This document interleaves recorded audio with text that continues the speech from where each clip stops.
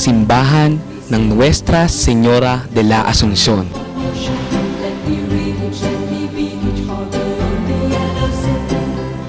Maraming pinagdaanan ng makasaysayang bayang ito ng Maragondon, Cavite.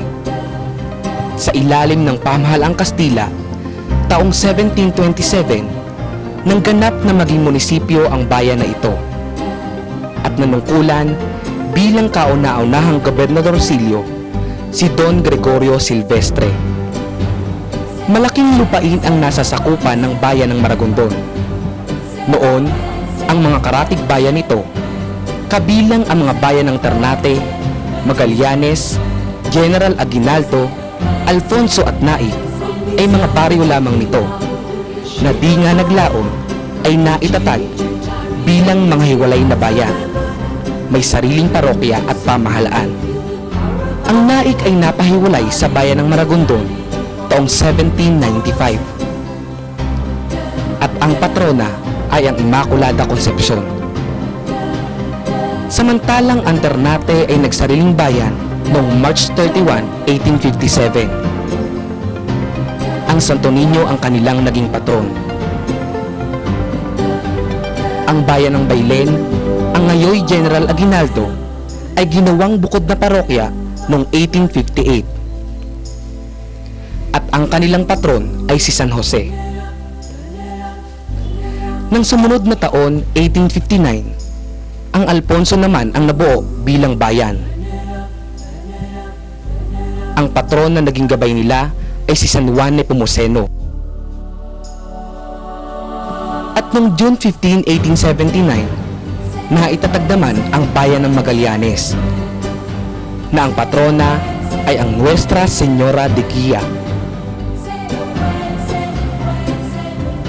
Ngunit paano nga ba napangalan ng Maragondon ang bayang ito? Ang pangalang Maragondon ay nagmula sa salitang matagundong, nang ibig sabihin ay maugong. Hango ito sa malakas na ingay na nililikha ng tubig na umaagos sa ilog kay Albaran. Pinalitan ang pangalan ng bayan at ginawang Maragondong. Hinango ito sa pangalan ni Maria bilang pagparangal sa Birheng Patron. Opisyal namang iginawa ni Lope Gay Santos na kabilang sa lupon ng heograpiya na siyang nagpapangalan sa mga lalawigan at bayan ang Maragondon.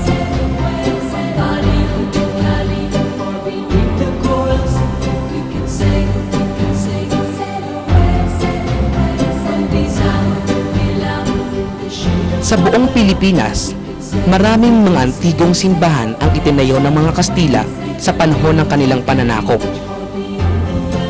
Ang pamahalaang nasyonal, sa pamamagitan ng NCAA o National Commission for Culture and the Arts, ay kumilala ng 26 na mga simbahan mula sa buong kapuluan upang mapabilang na isang National Cultural Treasures dahil sa kahalagahang kultural at natatanging arkitekto ng mga ito.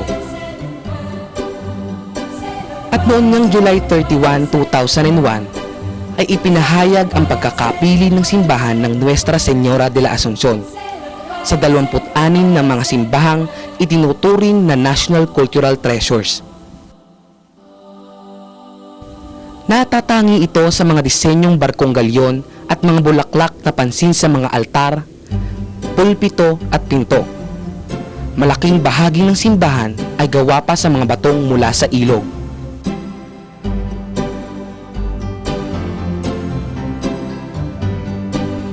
Taong 1585 nang nangaral sa Cavite ang mga Pransiskano.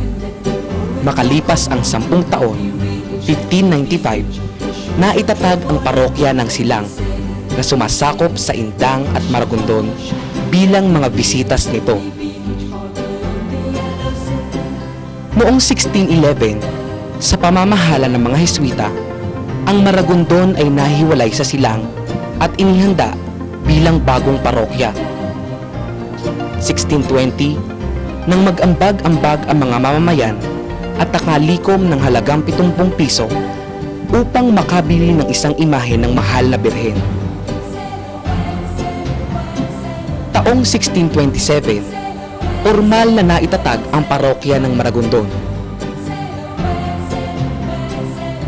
Naging maunlad ang bayan, kung kaya't noong 1630, gumawa ng mas malaki at mas magandang simbahang gawa sa kahoy. 1633, ginawang bato ang simbahan.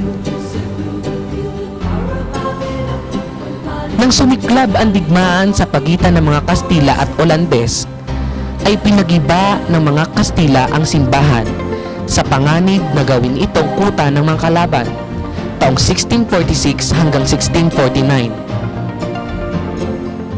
May 16, 1650, binigyang pahintulot ng mga Heswita ang muling pagtatayo ng bagong simbahan at kumbento na yari sa kahoy.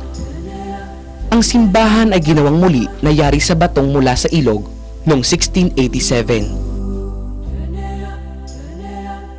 Ang taong 1690 ay ang Fundasyon Eklesyastika ng Maragondon bilang regular na parokya.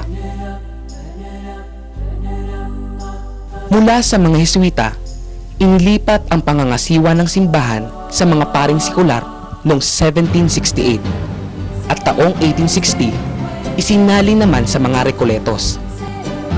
Ang mga Mardekas mula Molucas ay nanirahan sa Bara de Maragondon na naging Ternate. Dala nila ang imahe ng Santo Niño de Ternate. Ngunit dahil sa wala pa silang sariling simbahan, mula 1663 hanggang 1863, ang imahen ay naluluklok sa kanang altar at dinadala lamang sa Ternate tuwing kapistahan ito. Nagkaroon din ng malulupit ng mga pari ang Maragondon. Sa higpit ng pamamalakad at sobrang taas ng buwis, ilang beses ding nag-alsa ang mga mamamayan. May ilan pang namundok at naging tulisan. Ang simbahan ay ginamit na tanggulan ng revolusyonaryo nang gawing himpilan ang Maragondon ng pwersa ni General Emilio Aguinaldo. Ibinigay ang sagisag na magtagumpay sa Maragondon sa panahon ng himagsikan. May 5, 1897, kasama ang kapatid na si Procopio at asawang si Gregoria, si Andres Bonifacio ay dinakip at nilitis sa salang pagtataksil sa bayan at sedisyon sa tahanan ni Roderico Reyes.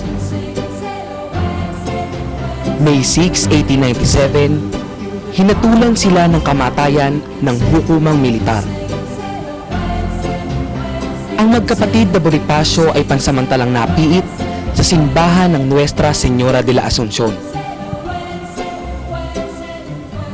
At sa Barrio Hulog sa Bundok Nagpatong, isinakatuparan ni Komandante Lazaro Macapagal ang hatol sa dalawa, kamatayan. Taong 1900s, nagkaroon ng hindi pagkakaunawaan sa pagitan ni na General Mariano Riego de Dios at Arsobispo Nosaleda hinggil sa pagpapalit ng pari ng Maragondon. May mga nagsasabi pa na dahil sa maling inasal ni General Mariano sa Arsobispo, ay natura ng Arsobispo sa kanya na ang kailangan ng Maragondon ay isang paring may 3 sungay at 2 buntot. Kung kaya't nagpasya si General Mariano na magpatayo ng bukod na simbahan sa lupa ng tiyahing si Doña Rosa Riego de Dios na tinawag nilang Iglesia Filipina Katolika. Ang simbahang ito ay sumanib sa simbahang itinatag ni na Isabelo de los Reyes at Gregorio Aglipay at mas kilala ngayon bilang Iglesia Filipina Independiente.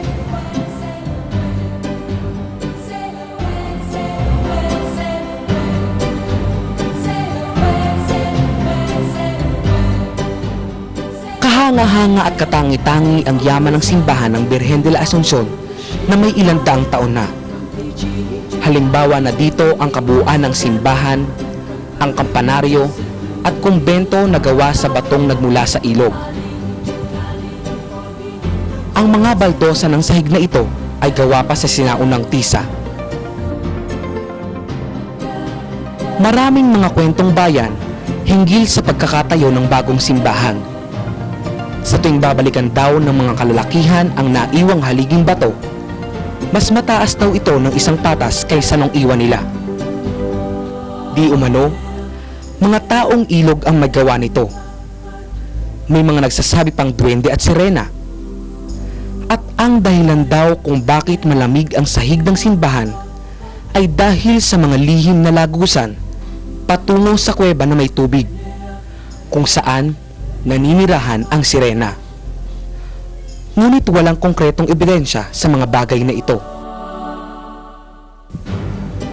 Naiiba naman ang hugis sapatos ng kabayo na espaso para sa komunyon.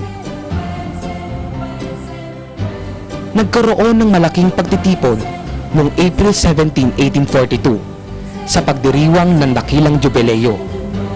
Kung kaya't, upang hindi makalimutan, ipinaukit ang kaganapan sa biga ng kisame. Taong 1860, pinalagyan ng makukulay na salaming bintana ang simbahan.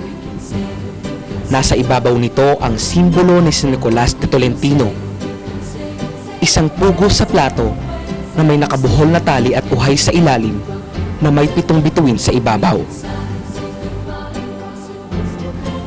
Ang pintuang ito naman patungong sakristiya ay may ukit na may kahalintulad sa buhol. Nakaukit dito ang adordong bulaklak ng Rosa Mystica, ang sagisag ng mahal na birhen.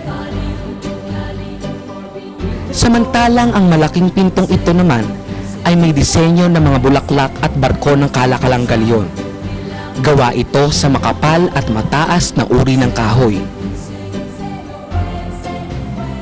Ang engranding altar na ito ay napapalamutian ng mga ukit ng mga anghel at bulaklak. Gaya sa mga lumang simbahan, ang retablo ay gawa sa kahoy at abot kisame ang taas. Ang mga pari noon ay naghuhumiliya sa pulpito gaya nito. Mapapansin ang puting kalapati sa ibabaw na siyang simbolo ng Ebanghelyo. At sa palibot nito ay ang simbolo ni Jesus at Maria. Ang krus na ito na matatagpuan sa kaliwang gilid ng simbahan ay noon pang 1712. Naiingatan pa naman ang mga libro de bautismo na nagsasaad ng mga nabautismuhan sa simbahan. 1802 pa ang pinakaunang tala. Ang mga kampanang ito ay sa panahon pa ni Padre Simeon Marin. Ang pinakamatanda ay taong 1832 pa ginawa. Nakaukit pa ang Asuncion patrona titular del Pueblo de Maragondon. Sa mga dingding ng simbahan, mapapansin na may mga lapida ng mga namatay. Ang kanilang mga buto ay nakalagak sa loob mismo ng simbahan. May ilang natatanging mga personalidad ang nakabilang dito. Sa may pinto ng sakristiya, nakalagak ang mga buto ni Padre Policarpio Villafranca, ang kauna-unahang paring Pilipino na tubong Maragondon na naging kura paroko ng simbahang ito. Sa kabilang tabi nakalibing naman ang mga buto ni Padre Zenon Villafranca, isa siyang paring tubong Maragondon na nagpanumpa kay General Emilio Aguinaldo bilang Pangulo ng Rebolusyong Pamahalaan ng Pilipinas. Nakalibing dito ang mga buto ni Don Vicente Cuapeco Somoza, isa sa mga bayaning tubong Maragondon. Bagamat nagmula sa mayamang angkan, isang ilustrado na umanib at sumuporta sa kilusan laban sa mga Kastila. Naging miyembro din siya ng representante na nagtibay sa Malolos Constitution. Ito ang orihinal na imahe ng Nuestra Señora de la Asuncion na binili sa halagang 70 piso mula sa kontribusyon ng mga tao. Ginawa ito gamit ang matigas na kahoy at garing o ivory. Taong 1620 pa ang imahe na ito.